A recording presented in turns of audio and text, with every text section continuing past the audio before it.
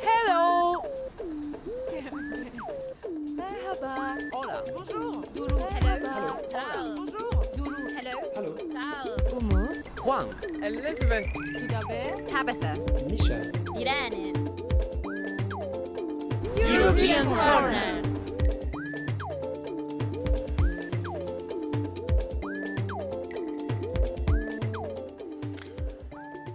Hello everybody and welcome to our European Corner at LNFM. For the next half hour we'll take you on a European cruise, we'll discuss current events in the EU, test your knowledge on all things European and present features on issues shaking Europe, brought to you by a tireless team of reporters from the capital of Europe.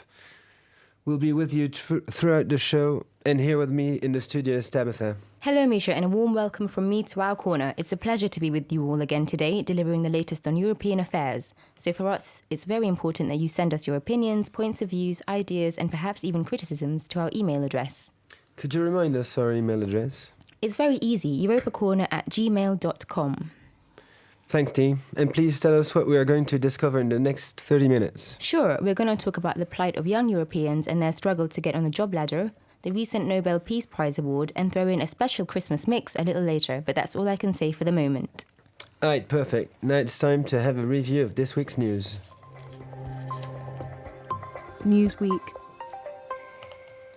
The 40-year-long quest to create a single European patent ended on 11th December when the European Parliament ratified a deal which will come into force in 2014. Under the regime, inventors will be able to apply to the European Patent Office for a patent valid in 25 of the bloc's 27 member states. Supporters of a unitary patent claim that it will drastically reduce costs for businesses and entrepreneurs. Europe-wide patents currently cost around €35,000 each, according to the European Patent Office. This is almost 10 times the cost in the US. The European Commission says that the EU patent costs could fall to €4,725.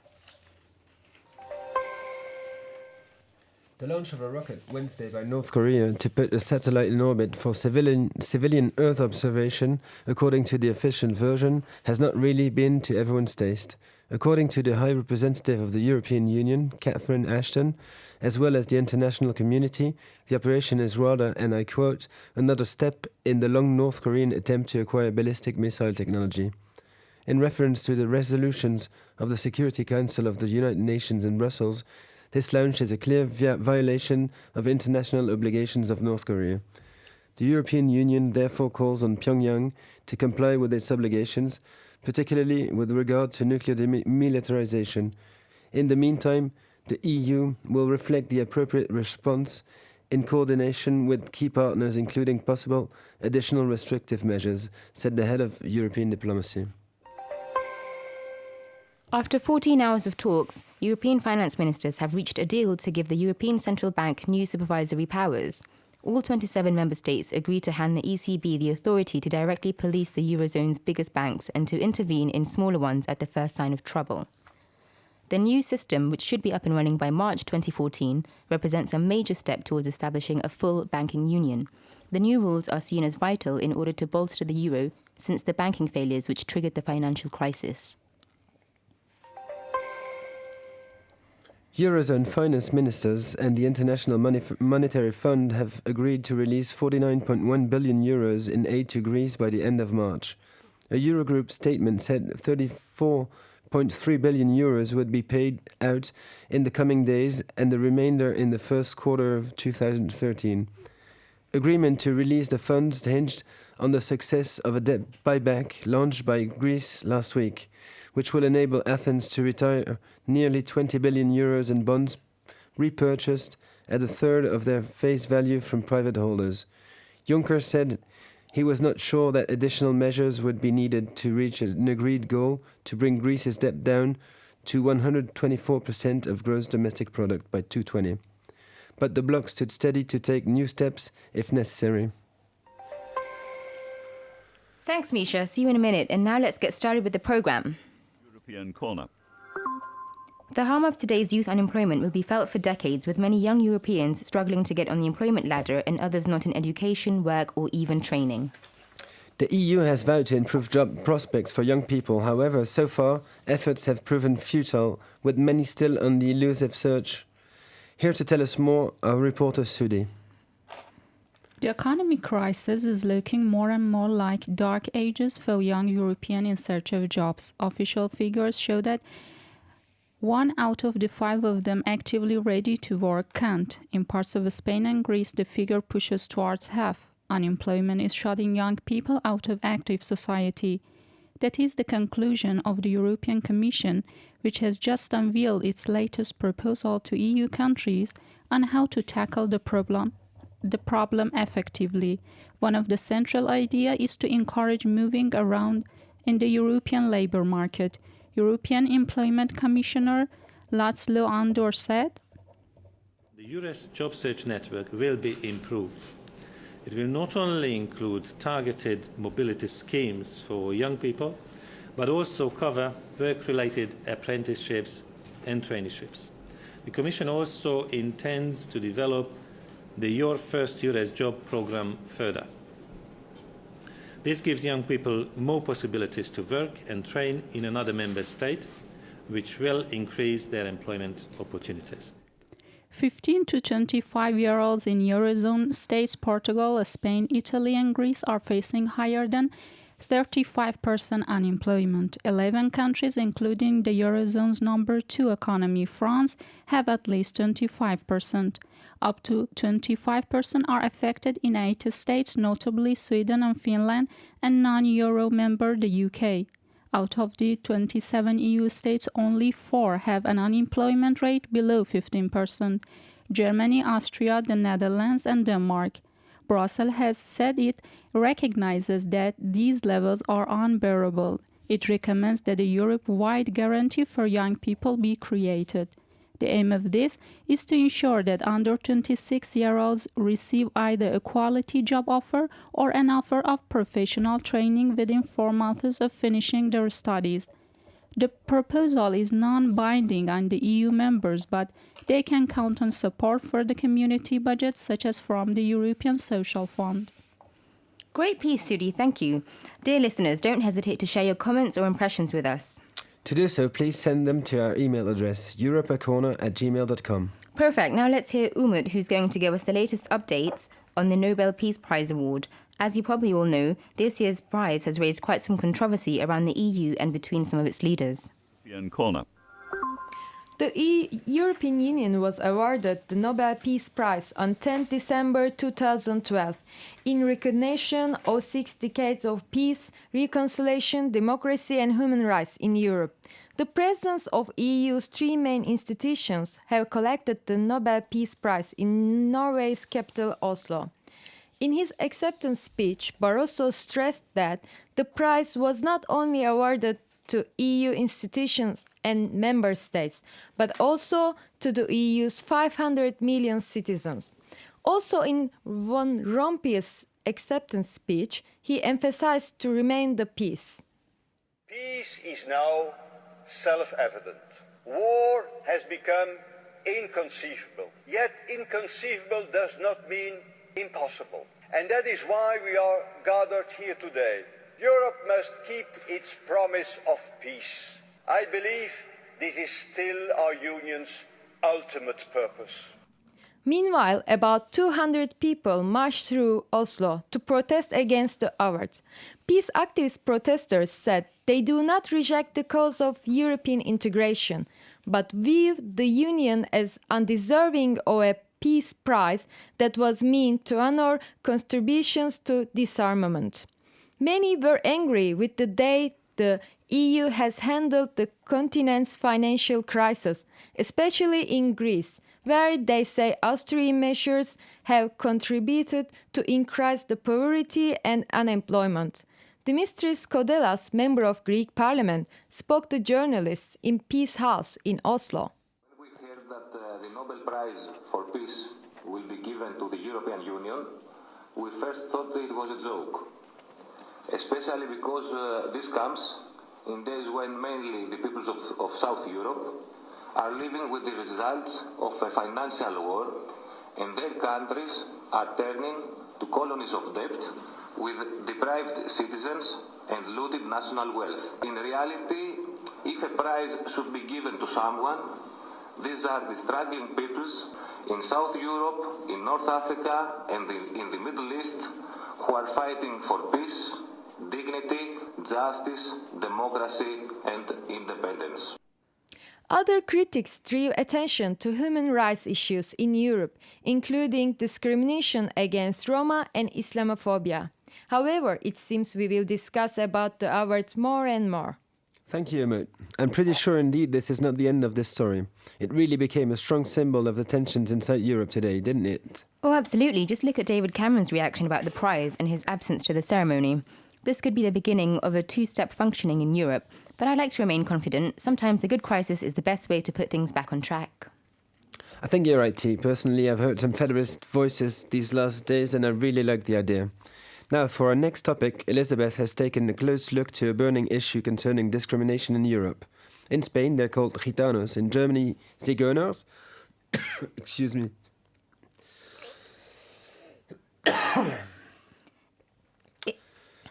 In Hungary, they're called Cigani, in Romania, Tigani, in France, Gitanas, and many consider these terms as pejorative. But in fact, this is only the way people identify them. Romani is a new term. People in the West associate their origin with Eastern Europe, like Hungary and Romania, but scientists have proven that this community's arrival on the continent goes back 1,500 years from India. Over to you, Liz. European Corner. Thanks a lot, Tabitha. So, legends describe their arrival from Egypt, but a genetic analysis of 13 gypsy groups from around Europe, published in Current Biology Journal, has revealed that the arrival on the continent of their forebears from northern India happened far earlier than was thought, about 1,000 years ago. The earliest population reached the Balkans, while the spread outwards from there came 9 centuries ago, according to the researchers at Spain's Institute of Evolutionary Biology and elsewhere. Nobody really knows why they left India. Some say that their ancestors, artisans and artists, accompanied the troops after, and some after military conflicts left India. But 1300 AD, they reached Europe after passing through Persia and Turkey. So I'm here to tell you about gypsy culture within Europe. So guys, what would you think when you hear the word gypsy? What do you think of? Well, the first word that comes to mind, probably travellers. Yeah? Yeah, some kind of freedom. Music also. Caravans. Yeah? Great. Well, their image has always been a bit controversial in the eyes of Europeans. In some novels and movies, they are depicted as extremely hospitable, careless, nomadic beings who sing and dance for their living. We can all think of Brad Pitt in Snatch or Esmeralda in The Hunchback of Notre Dame.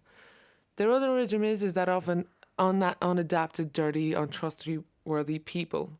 This comes from the Middle Ages. When gypsies arrived, they were strangers for the people, with their dark skin, their black eyes and hair, clothing, habits and language. Moreover, gypsies remained isolated, and a habit probably inherited from the caste system of India. They were marginalised, forced to make their camps outside the villages, and they were not allowed to enter the villages, not even for buying stores or taking water. The stigma of thieving has never left them. Gypsies adopted the religion of the majority in the area. In Europe, they are Christians, whilst in the Middle East, gypsies, called Dom, are Muslims. In Spain, the fusion between the gypsy culture and the local one gave birth to flamenco music and dance, while in Eastern Europe, they adapted the local folk music to their own style. So what you hear here is the famous Laurati music, a musical genre that inspired Beethoven, Mozart, or the likes of Ravel. So guys, can you think of any famous gypsies or people with gypsy blood? I've once heard Charlie Chaplin, maybe? The first one that comes to my mind is Django Reinhardt. I love his guitar style. Well, I'm quite surprised about your knowledge. You're right. Charlie Chaplin and Django do have gypsy origins. There's also Pablo Picasso and Rita Hayworth. Oh. Picasso? Yeah. So today there's approximately 11 million gypsies, most of them living in Europe. In many areas, gypsies are still the lowest part of society. Although they have been European for centuries, they are still being victims of xenophobia. European Corner. On February 2013, there will be new political elections in Italy. After 1 year at the top of the government, Professor Mario Monti, the Premier of Italy, decided to resign. The People of Freedom Party boycotted a vote on economic reforms and said Monti lost the majority in the parliament. But what shocked the European leaders is that Silvio Berlusconi made his way back into the political arena as the candidate of his party. Worries about the spread of his political populist ideas have been expressed from the European Commission Chief Barroso and the President of the European Parliament, Schulz. Interestingly, in the parliament, the centre-right European People's Party tried to detach itself from the populist Italian tycoon after he forced Monti to resign.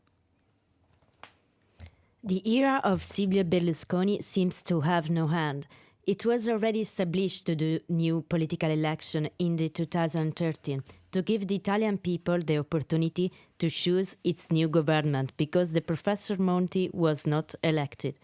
But while the party of Berlusconi, PDL, was organizing internal elections to choose the new premier candidate, Silvio Berlusconi surprised all the central-right leaders, said he wants to run for the 2013 elections. After this news, the European political family party of Berlusconi, the European People's Party, detaches itself from the populist Italian tycoon. The EPP is against populism, be it Italian, anti-German, anti-French, or any other. We are against all populists. It's a necessity to tell the truth to our citizens, Dole, the chief of the EPP, said. We asked the opinion of Yannis Natsis, journalist at Barcelona. There has been quite severe criticism in the news of Berlusconi's comeback to the political scene in Italy. Most EU news sources criticized the return. They were rather negative, commenting that this will be a step backwards for Italy and for the political stability of the country. And even the political family of Berlusconi in the European Parliament, the European People's Party, EPP, stated, its president stated openly, publicly, in a quite clear manner that Berlusconi is not welcome anymore in European politics. This signal is very strong. It's surprising, coming even from the political group in the parliament, and of course it echoes similar statements by the president of the European Commission, Barroso, and other EU top officials. Worries for an increasing of the spread and the stability of the economy in Italy have been expressed by all the European leaders. Barroso pointed out the importance of having stability in Italy. This is critically important for Italy, but also for the euro area. Monti has tried to reassure the markets in Italian elections. He's persuaded that after the elections there will be a highly responsible EU-oriented government, which will be in line with the huge efforts already pursued by Italy in terms of structural reform. But the Milan Stock Exchange suffered Europe's biggest losses after the resignation announcement of Monti, closing down 2.2%. Berlusconi's comeback to Italy and to Italian politics had a shock effect even in the markets. Financial markets responded in a negative manner, and there was a downward outlook for Italian economics. I mean, for the Italian economy, and that shows the impact and the negative impact that Berlusconi has on Italy's international image. Monti joined Berlusconi and Merkel at the EPP meeting in Brussels. Although he always said he's not affiliated with any political party, this might prelude to his candidacy to next elections. The centre-right in Italy is weakened. Recent polls attribute to the PDL only 13% of Italians' votes. Some think Berlusconi came back because there is no other leader who could try to recover in the polls and pose a serious challenge to Pierluigi Bersani, the leader of the Democratic Party and the candidate of centre-left coalition, which is now credited of about 42% of the votes in polls. It seems that the end of the Cayman, the popular movie of Nanni Moretti, is taking place. Berlusconi remains in the political arena despite his trials and his scandals. European Corner.